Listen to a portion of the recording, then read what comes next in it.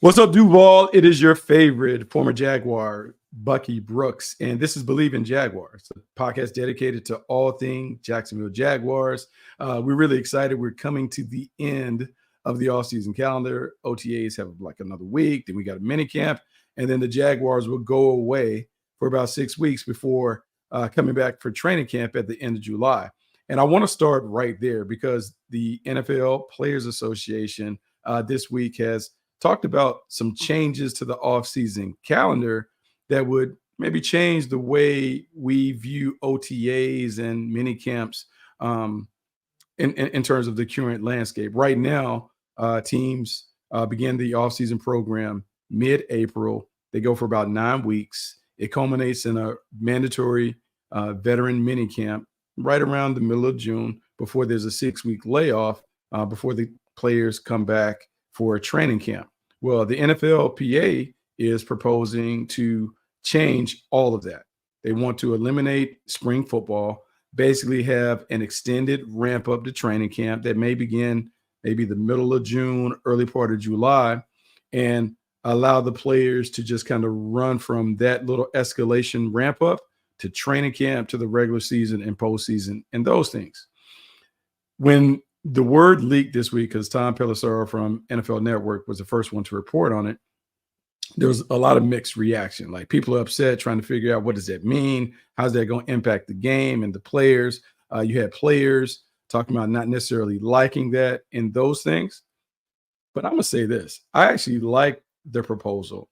And I like the proposal because I do believe it will improve the overall quality of play the first part of the season. Here's why I believe in that. So right now, the schedule, the calendar is one where the Super Bowl ends at the end of February.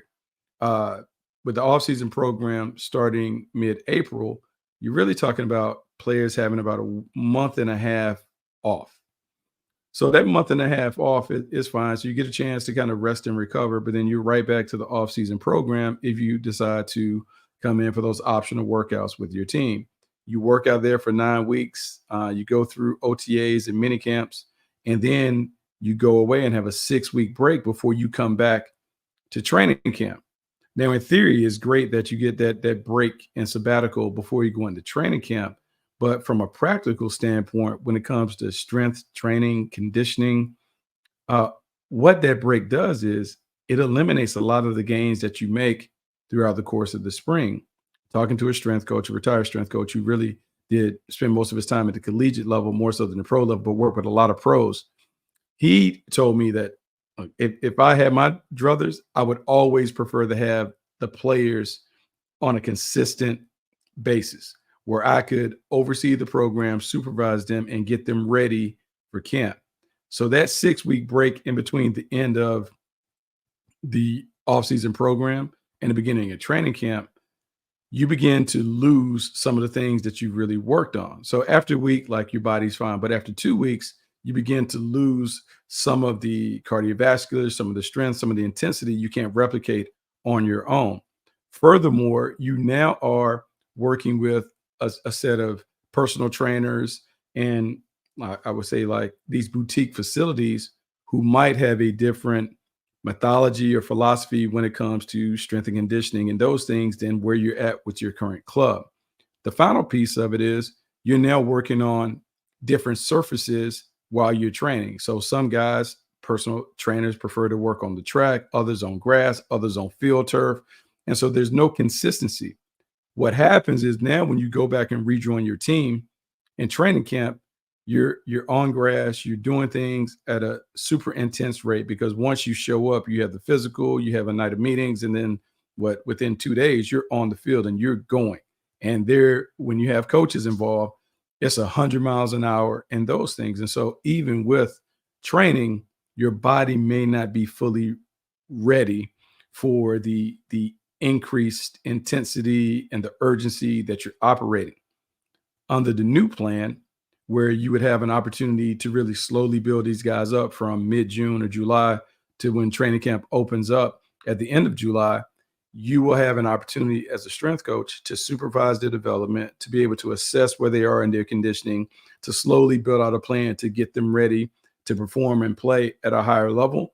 And that could and probably will likely eliminate some of the soft tissue injuries like the hamstrings, the calf strains, and those things. You can eliminate some of that because now everyone is on the same page. You're building a plan for everybody. You're supervising those workouts, and you're having an opportunity to get them ready to play.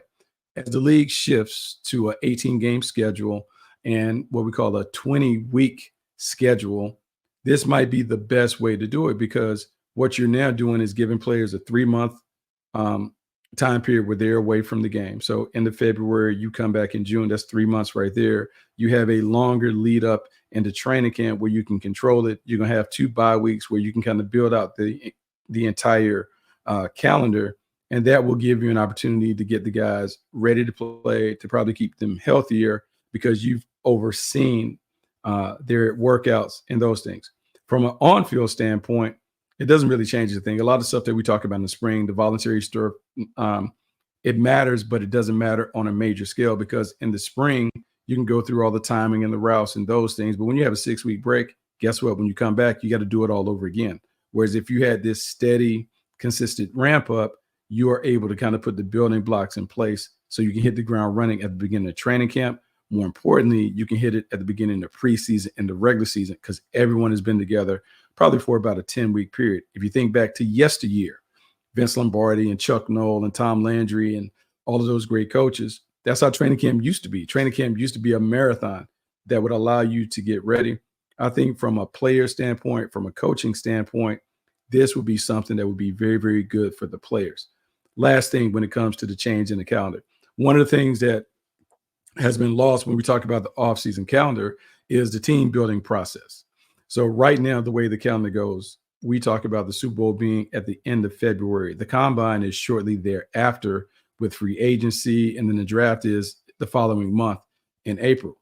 If you're a team that has gone on a long postseason run and your season doesn't end to the beginning of February or whatever, your coaching staff, some of your scouts, they're not able to really fully focus on the draft and free agency until the end of the season.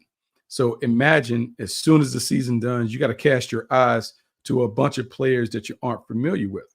Well, if you eliminate the potential distraction of the offseason program getting started, getting those guys ready with meetings and the like, your coaches and scouts can now really take a deep dive into the draft, into the combine, into free agency, really be active and involved in looking at the personnel that you're contemplating bringing in, whether as a free agent or as a draft pick, be more intimately involved in those meetings and discussions without having to worry about simultaneously getting meetings ready for your returning players.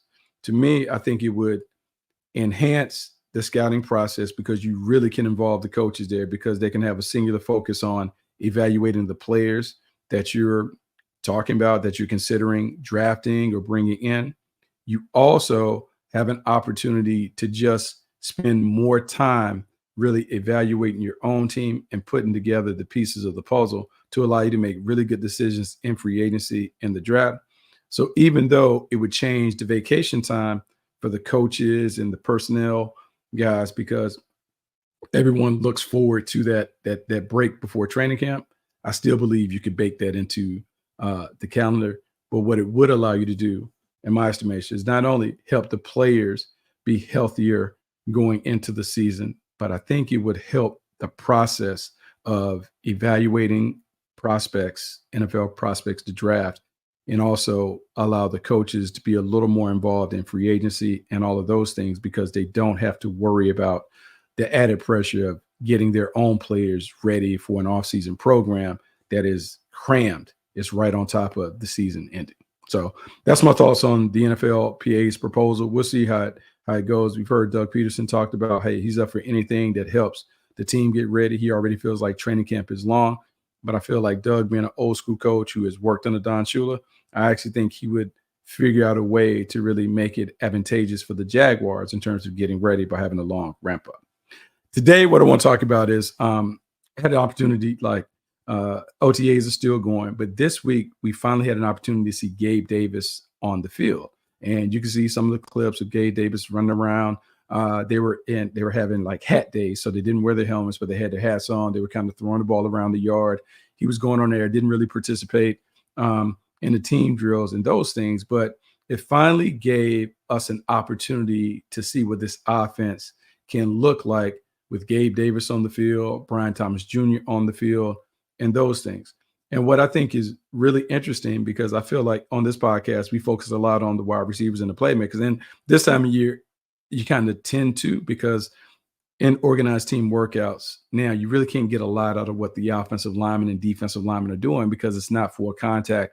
It's not real practice. So right now, in the time being, we're focused on the perimeter. But in thinking about Gabe Davis and Brian Thomas Jr., I firmly believe that this version of the Jaguars wide receiving core with Gabe Davis, BTJ, Kirsten Kirk, Evan Ingram is by far a better version than we've seen in the previous 2 years of Doug Peterson's tenure. Like, this unit has the opportunity to be head and shoulders above what we've seen from this group collectively since Doug Peterson has arrived.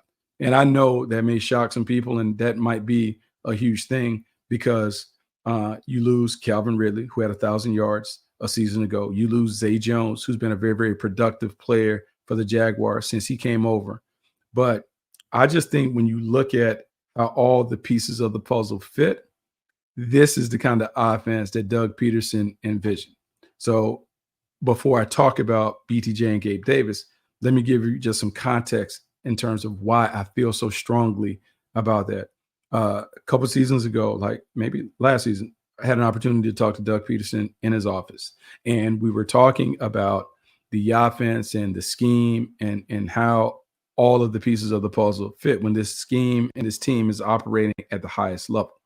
And he told me that this is an offense that doesn't necessarily need a number one receiver, but what you need are high IQ playmakers who have the ability to be interchangeable parts, meaning that everybody can move around and play multiple spots within this offense, because it then allows the coach to change the picture for the defense while keeping the concept the same for the quarterback, who's the most important part of the offense. So if you think about this phrase, same but different, or different, same concept, different people orchestrating it. So I want you to close your eyes and envision this. So you have Gabe Davis on the right, you have Christian Kirk in the slot, Evan Ingram in the slot on the other side, and you have BTJ on the outside. So you run the same concept, shallow cross, this and that. So one guy coming lower at 5 yards, another guy coming across the field at 15 yards. You got posts on the outside and a comeback. Well, now let's move and put the people in different places. So let's just imagine we got Christian Kirk on the other side, BTJ on that side. We motion Evan Ingram from one side to the other, but we run the same route. And so Evan Ingram's on the low cross and Christian Kirk is on the high dig route. But for the quarterback, it's the same. Well, this is part of what Doug Peterson wanted to create in Jacksonville, is an offense that could attack in a variety of ways with different people being able to handle multiple roles. What we saw from the Jaguars last year was really a team that was playing half-court basketball. Didn't have a lot of big plays, didn't have a lot of explosive plays, couldn't take the top off the defense. So for the quarterback, it felt like the field was really, really condensed. It was really tight. He was forced to make more tight window throws because the defense just knew that the ball was not going over top. Part of that was there wasn't a designated speed receiver that could do that. The other part of that may have been a little bit of the design in terms of what players were comfortable doing. When I go and I look at the additions of Gabe Davis and Brian Thomas Jr., immediately what happens is you now have the ability to open up the field. And the reason why you can open up the field, because both of these guys are legitimate vertical threats. And they're vertical threats because not only their skill sets are conducive to being able to play and occupy those roles, but their resumes say that they dominate in those roles. When we look at the additions, I will say this, and I don't have any insight, but I will say Gabe Davis is the replacement to Zay Jones, and Brian Thomas Jr. is the replacement to Calvin Ridley. Why does that matter? Well, let's talk about Zay Jones. And Zay Jones, I would say he was an integral part of the offense. To me, he was the glue of the offense in the passing game because He was a high IQ player who could fill in any of those spots. When you watch them from the sideline, I could see him making sure that he was kind of orchestrating everything. If people didn't know what to do, he could quickly get people lined up. If there was something where the formation was called wrong, he could line up anywhere, do it, and the offense would function. It happened multiple times, and it worked out for the Jags. He was consistent. He was reliable. He was dependable. He did all of the things that you wanted to see from a chain mover. That said, when you go back and you really study Zay Jones's impact during his time with the Jaguars in 2 years, 116 receptions, 1,144 yards. He had 7 touchdowns, but he only averaged 9.9 yards per catch. So fewer than 10 yards per catch. That's the production that he brought to the Jaguars. Not bad, but you could tell like he's just moving the chains. He's not creating explosive plays, which was a big part of, which is what was missing in the offense previously. It's like not having a 3-point shooter on the floor. Well, now you bring over Gabe Davis. Gabe Davis doing his time with the Buffalo Bills. 163 receptions, 2,730 yards, 27 touchdowns. He averaged 16.7 yards per catch during his career, 4 seasons with the Buffalo Bills, 16.7. So let's just talk about just those averages right then. 16.7 versus less than 10 yards. So now what we're talking about is a more explosive, more dynamic, a splash play artist on the perimeter, as opposed to a guy that is simply a chain mover. How does that impact the offense? Well, it impacts the offense because the defense has to account for Gabe Davis's ability to take the top off. When I add in 27 touchdowns, he had at least 6 touchdowns in every season that he played in Buffalo. So it wasn't where he had a big season and a smaller season where he didn't have the same impact. Every year he consistently put the ball in the paint 6 or more times.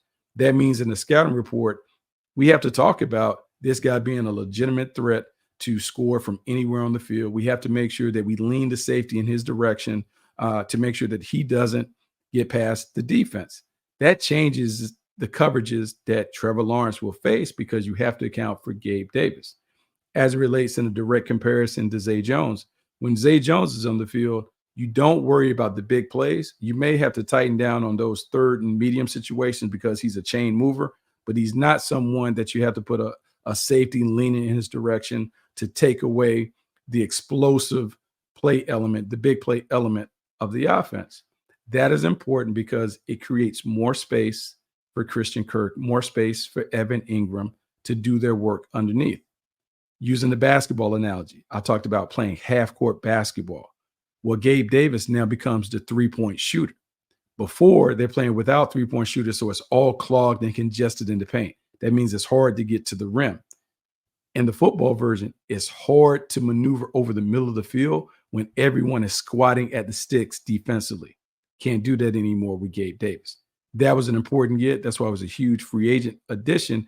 Even though Gabe Davis had dealt with some injuries, his potential impact is significant because it loosens up the defense that Trevor Lawrence faces. Now let's talk about BTJ and his role in replacing Calvin Ridley. And I'll say this, I'm a Calvin Ridley fan. Loved what I thought he was going to bring to the team because I felt like he really had the ability to be a true number one.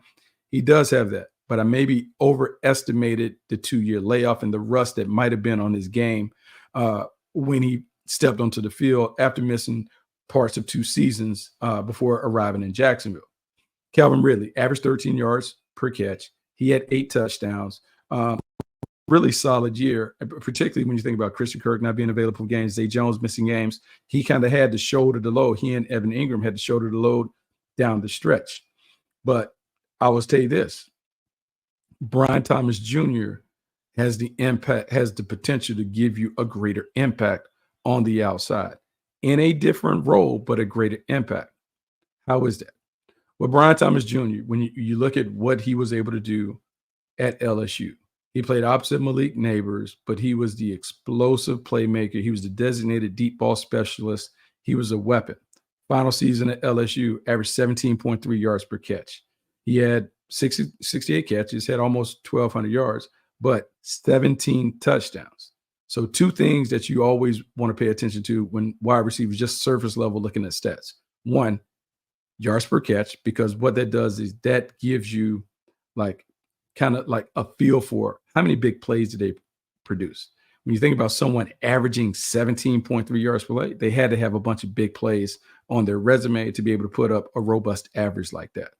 17 touchdowns tells you that this dude scores touchdowns. He puts the ball in the paint, and playing opposite of another top 10 pick or opposite a top 10 pick in Malik Neighbors, it shows you that however you want to call their offense 1A, 1B, he is a significant playmaker who has a lot of upside and potentially might be a number one receiver. Well, how does that impact Trevor Lawrence?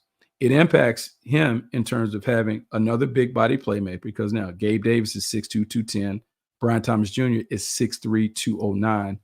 Big body basketball player, expands the strike zone, allows you to throw more 50, or actually encourages you to throw more 50-50 balls up down the field and in the red zone because you have a faith and a belief that the guys on the outside can get it, particularly BTJ. We go in, we watch him work out at the combine. 38.5-inch vertical, 10'6" broad jump, and a 4.33 40-yard dash time. Why does that matter? Normally, when you're looking at draft picks, I can tell how you're going to jump by how fast you run because it speaks to the explosiveness. When you have a 38.5-inch vertical, broad jump well over 10, and then you put down a 4.33, you are one of the more explosive athletes in the draft class, one of the more explosive athletes to enter the league. By comparison, and look, this doesn't mean anything directly, but just giving you context.